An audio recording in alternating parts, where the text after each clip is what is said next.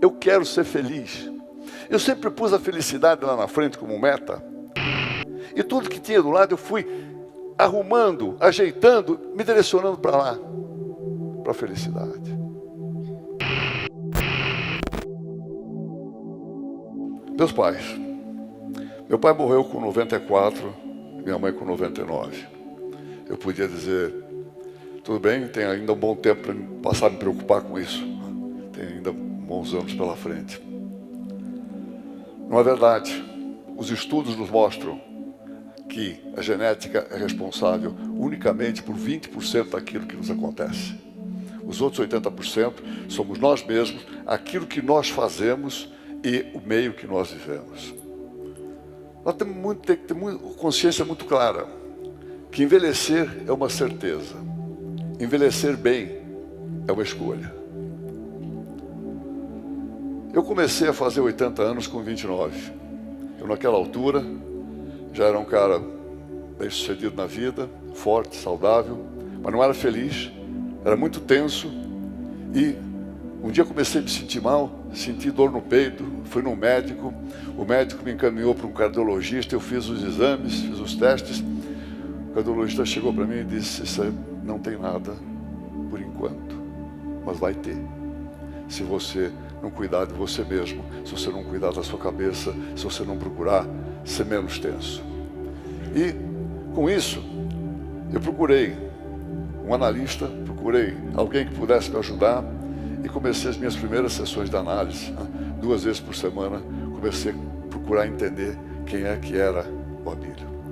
E isso foi muito importante para mim na minha vida. Tem sido uma constante, com raros períodos que eu fiquei sem fazer análise, que eu fiquei sem procurar entender o que eu estava fazendo nesse mundo. Isso tem sido muito importante para que eu pudesse lidar com coisas que não são tão fáceis para mim, pudesse seguir na minha vida. Eu acho que uma coisa, o autoconhecimento é fundamental. E todas as pessoas deveriam fazer alguma coisa para procurar se conhecer melhor. E não precisa necessariamente de ter um analista. Isso pode ser feito sozinho. As pessoas, desde que a pessoa queira investigar um pouco, quem é que nós somos? Quem é o cara que está lá dentro de mim? Quem é que está me dirigindo? Quais são as suas emoções? Quais são as suas reações? Isso não é nenhum trabalho de grande esforço. Basta a gente prestar um pouco atenção naquilo que nós fazemos, naquilo que... Por que eu fiquei tão triste ontem? Ou por que eu fiquei tão alegre? Por que eu me irritei com tal coisa e não com a outra? O autoconhecimento é fundamental. Ele nos dá uma possibilidade muito melhor de relacionamento, e principalmente relacionamento com as outras pessoas. Quando você conhece a si próprio, você passa a ser um cara mais compreensivo com as outras pessoas com que você se relaciona. Isso é extremamente importante.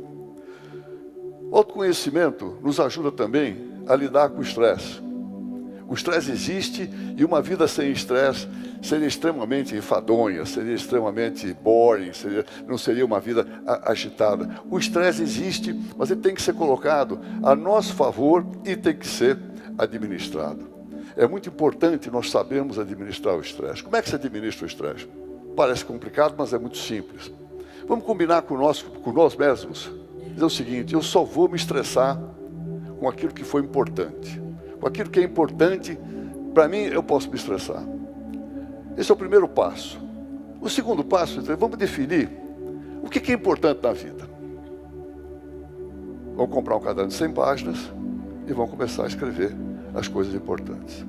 Vocês vão escrever 2, 3, 4 linhas no máximo. Para mim, as coisas importantes na vida sou eu mesmo, a minha saúde, eu estar centrado e a minha família. Se estiver bem, o resto é o resto. Vocês podem dizer, mas tem uma série de coisas, o trabalho, os esportes, tudo aquilo. É a vida. Nós temos que saber lidar com ela.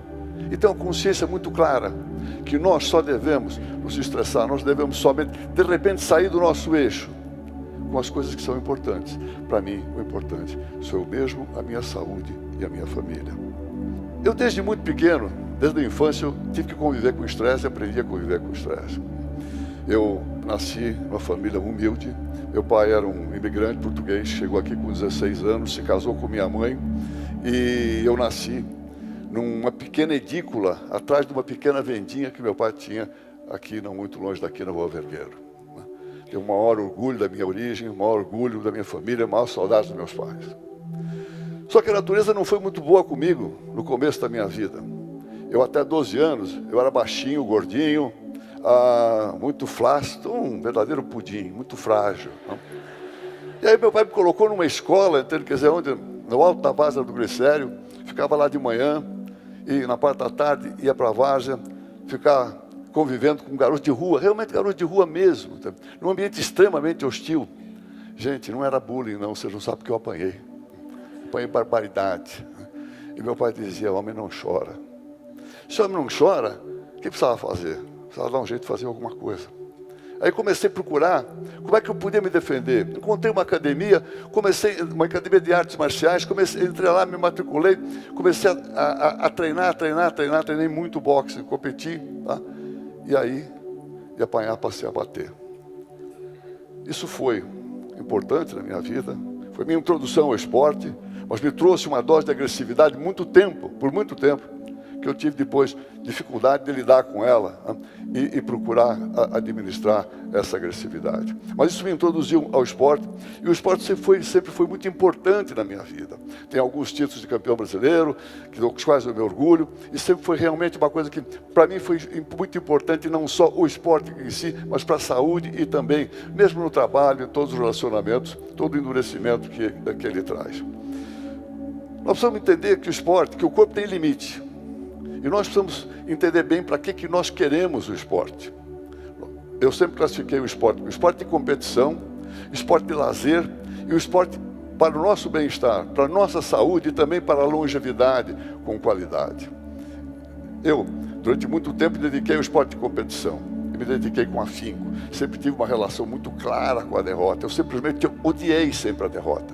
Então eu lutei muito no esporte. Hoje, para mim, o esporte tem que estar a serviço da minha saúde, da minha longevidade, com qualidade, para que eu possa estar junto com minha mulher, com meus filhos, fazendo as coisas que eles fazem, acompanhando sempre. Ainda hoje eu me exercito todos os 5 dias da semana, com bastante atividade. Tenho um programa de esportes em todos os dias, todos os 5 dias. Nos outros sábado e domingo eu faço alguma coisa assim leve, aquilo que eu tiver vontade de fazer. Mas durante os 5 dias eu faço os esportes aeróbios, bons para o sistema, importante para o sistema cardiovascular. Faço treinamento de musculação, treinamento de força, porque com o envelhecimento nós perdemos muitas células dos músculos. É importante que a gente fortaleça as outras. E faço também os esportes, aqueles chamados um pouco lúdicos. Né? Jogo squash, ainda treino boxe. Isso é importante para você manter o sistema neural sempre ativo, para você ter que os seus músculos tenham agilidade. Mas não adianta a gente pensar só em esporte. Olhando para o corpo, a gente tem que pensar também na alimentação. A alimentação é fundamental para a nossa saúde e para o envelhecimento com qualidade. Tem muita gente que pensa, que diz, pô, para o Abílio esse negócio é tudo fácil, alimentação. Ele não gosta de nada, pô, ele só come salada, só come verdura, só come não sei o quê. Não é verdade. Né? Eu gosto de tudo que vocês gostam. Eu gosto de feijoada, eu gosto de lasanha, eu gosto de churrasco, eu gosto de doce. Tá? Eu gosto de tomar uma tacinha de vinho de vez em quando. Só que eu não faço isso todos os dias, a todo momento. Eu não como um churrasco no almoço e uma lasanha no jantar e todos os dias da semana. Então, realmente, na alimentação, aquilo que engorda e que faz mal, na realidade, é a regra, é você fazer isso todos os dias e sempre. Você tem uma alimentação regrada durante todos os dias, a maior parte do tempo, e você simplesmente, de vez em quando, você sai e come e faz aquilo que você gosta, esse é o ideal. Mas a gente não pode cuidar só do corpo, a gente tem que pensar também no espírito. Tem gente que pergunta, qual é a força do Abílio? Onde esse cara tira a força dele? Sou uma pessoa comum, absolutamente normal, como todos vocês. Se tem uma coisa que para mim realmente é muito forte, é a fé que eu tenho em Deus. Isso realmente para mim é muito forte. Deus tem sido um amigão comigo. Ele não tem evitado as dificuldades que eu tenho encontrado na vida, mas tem me ajudado a superá-las. Como aqui, no caso do meu sequestro, fui sequestrado por um bando de guerrilheiros internacionais, realmente uma coisa extremamente profissional, e fui colocado debaixo da terra, dentro de um caixote. Eu tinha certeza que ia morrer. E nos primeiros momentos, eu não conseguia rezar, não conseguia nenhuma conexão com Deus. Pouco a pouco isso foi voltando. E quando foi voltando, eu fui pedindo a Deus: Deus, não me deixa perder a fé. E aí, quase que por milagre, eu consegui sair dali, são, salvo, e pude continuar a minha vida. Obrigado. Relações. Hoje está provado pela ciência, pelos estudos, que o relacionamento é extremamente importante para que as pessoas vivam bem. Principalmente para as pessoas que tenham longevidade com qualidade. O relacionamento é extremamente importante. As relações estáveis, a monogamia, são extremamente importantes para que as pessoas vivam bem. Eu dou muita importância aos meus relacionamentos. E eu estou sempre reinventando. Todo mundo sabe das minhas reinvenções empresariais. Eu compro a empresa, vendo outra, saio daqui, vou trabalhar no outro lado, coisa e tal. Mas a minha grande reinvenção foi eu ter me casado há 14 anos atrás com a Geise, e dali nascer a Rafaela e o Miguel, que vocês não sabem o que é isso. Hoje, com meus 6 filhos, meus 4 filhos adultos, a Ana mais velha está ali, tem 57 anos, e o meu pequenininho tem 8. Gente, você não sabe o que é isso, tá? Isso aí dá uma força para você continuar vivendo. Você dizer, escuta, eu tenho que me cuidar, eu tenho que estar com eles, eu tenho que estar bem. Então é extremamente importante a maneira como você se relaciona, como você se relaciona não só com a família, com todas as outras pessoas. Eu tive muitos conflitos na minha vida. Ter conflito é normal, não é desejável, mas pode acontecer.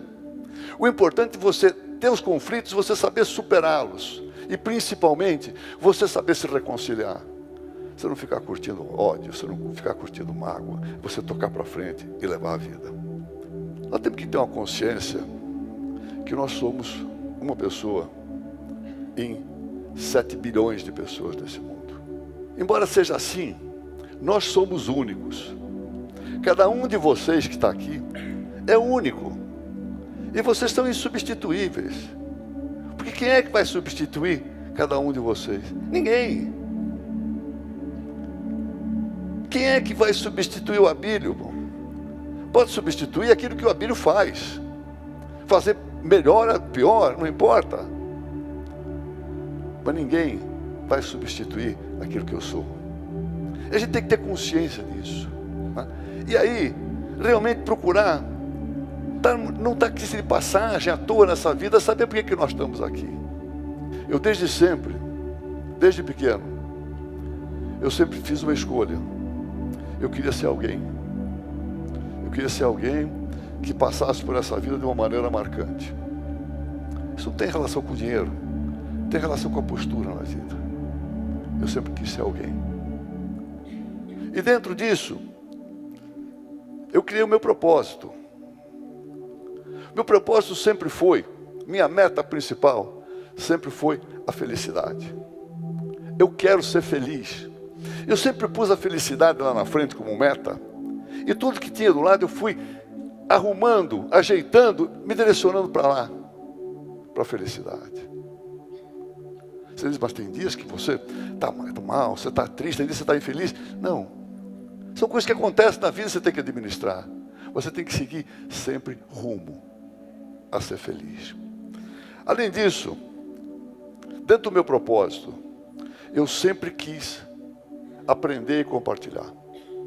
Desde lá atrás, quando me formei na GV, eu não tinha emprego aqui no Brasil, que eu estava pensando para os Estados Unidos, vou ser professor. Eu sempre quis aprender. Eu tenho uma vontade imensa de aprender. Eu tenho uma frase que eu uso muito, que eu quero ser hoje melhor do que eu fui ontem, e amanhã eu vou querer ser melhor do que eu sou hoje. Tem gente que acha que isso é marketing. Não é. Eu levo a minha vida assim. Agora eu quero aprender e compartilhar. Eu quero aprender e quero dividir com as pessoas. É por isso que eu estou aqui. É por isso que eu dou aula na GV. É por isso que eu faço palestras. É por isso que eu já escrevi 2 livros. Porque eu quero compartilhar as coisas que têm acontecido na minha vida. E essa é a ideia. Esse é o meu propósito. Isso é que me traz aqui.